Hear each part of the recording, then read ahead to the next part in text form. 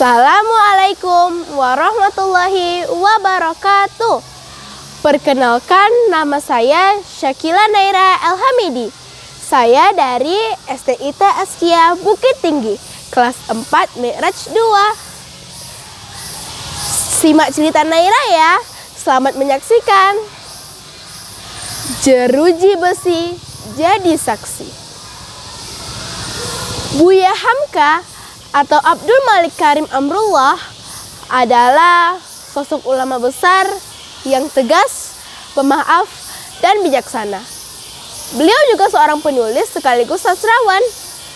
Buya Hamka lahir di Agam, Sumatera Barat, 17 Februari 1908. Ia adalah putra tertua dari 7 bersaudara.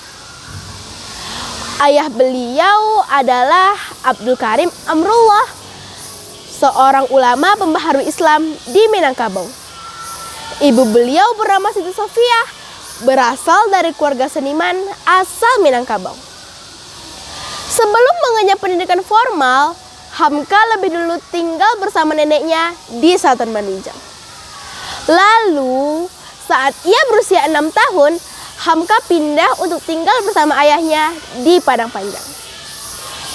Sesuai dengan tradisi Minang, Hamka harus belajar Al-Quran dan tinggal di masjid dekat rumah keluarganya. Setelah itu, Hamka mendaftar di SMKA Sultan Muhammad, sekolah di mana ia belajar ilmu pengetahuan umum. 2 tahun setelah itu, Hamka bersekolah di sekolah diniyah.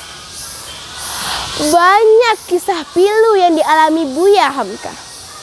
Salah satunya masa rezim Orde Lama yang dipimpin oleh Presiden Soekarno. Saat itu, Buya Hamka difitnah sehingga beliau harus merasakan pahitnya jeruji besi dengan berbagai ancaman hingga penyiksaan yang menimpa dirinya. Peristiwa tersebut terjadi pada bulan Ramadan, tepat pada tanggal 27 Januari 1964. Ketika itu, beliau baru saja beristirahat setelah memberikan pengajian di Masjid Al-Azhar, Jakarta Selatan. Tiba-tiba, Buya Hamka didatangi beberapa orang laki-laki yang berani tegap dan berpakaian preman. Beberapa di antara mereka membawa pistol serta surat perintah penahanan. "Saya ditangkap," ujar Buya Hamka pelan-pelan agar tidak mengejutkan istrinya yang sedang sakit. Tidak ada yang mengetahui kemana beliau dibawa. 4 hari kemudian, Buya Hamka diinterogasi. "Saudara pengkhianat, menjual negara kepada Malaysia," gertak salah seorang polisi kepada Hamka. Dituduh sebagai mafia dan pengkhianat bangsa, tentulah sangat menyakitkan hati Buya Hamka. Beliau terguncang dan hampir terpancing emosinya. Buya Hamka hanya bisa menangis dalam tuduhan yang tidak beralasan itu. Buya Hamka menghabiskan ibadah puasa di balik jeruji besi. Meskipun dengan pengawasan ketat polisi, Buya Hamka selalu dipindahkan dari satu penjara ke penjara lain. Dari Sukabumi ke Cimacan, kemudian ke Puncak, hingga ke Megamendung. Dalam suatu kunjungan ke Cimacan, salah seorang putra Hamka diselipi sepucuk surat oleh Buya Hamka tanpa sepengetahuan polisi. Surat tersebut berisi alasan penangkapan Buya Hamka. Buya Hamka ternyata dituduh mengepalai sekelompok orang yang didanai Tengku Abdurrahman yang dianggapnya bermaksud membunuh Presiden Soekarno.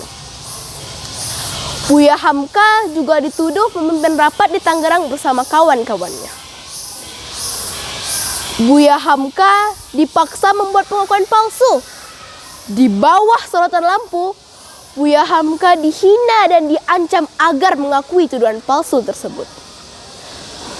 Kondisi tahanan yang sepi dan dingin dengan berbagai hinaan hingga penyiksaan fisik yang menimpa dirinya menyebabkan Hamka harus menjalani perawatan di Rumah Sakit Persahabatan.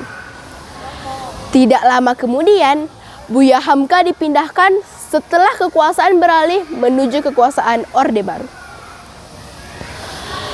Walaupun Buya Hamka difitnah pada zaman pemerintahan Soekarno, namun beliau tidak menaruh dendam sedikit pun. Buya Hamka memenuhi permintaan terakhir Soekarno untuk memimpin sholat jenazahnya.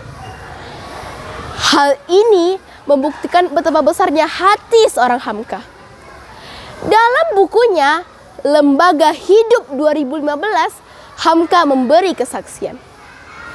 Memang sulit mengubah seorang musuh menjadi kawan, kemudian menjadi sahabat, memadamkan kemarahan hati dan mengubah muka marah dengan senyum, memberi maaf kesalahan, sehingga udara yang tadinya mendung menjadi terang benderang.